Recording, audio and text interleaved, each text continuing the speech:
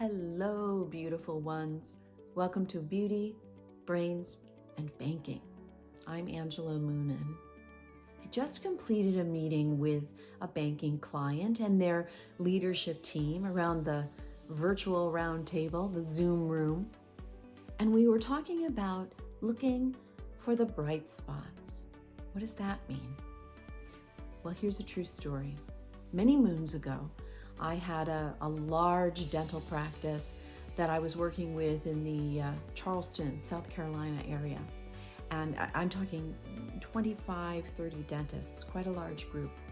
And their patient base was predominantly the Medicaid patient base. So children and families who, pediatric dentistry, children and their families who had very few resources and really living on the fringe of any kind of economic resources.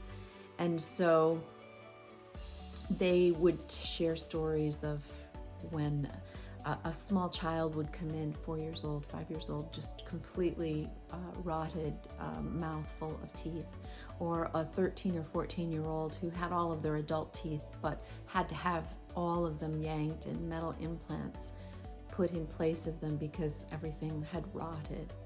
Incredibly dramatic and traumatic work that these dentists were facing every day.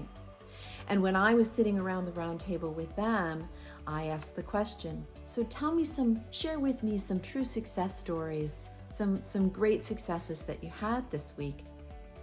Not a one of them could think off the top of their head of anything good that had happened that week. Now, it wasn't because nothing good had happened. As I just said earlier, I mean, the work they were doing was incredible, was life-changing work for these kids. Imagine a child who was ashamed to smile and then could do that again and could feel that joy and not feel the shame. That's profound, is it not?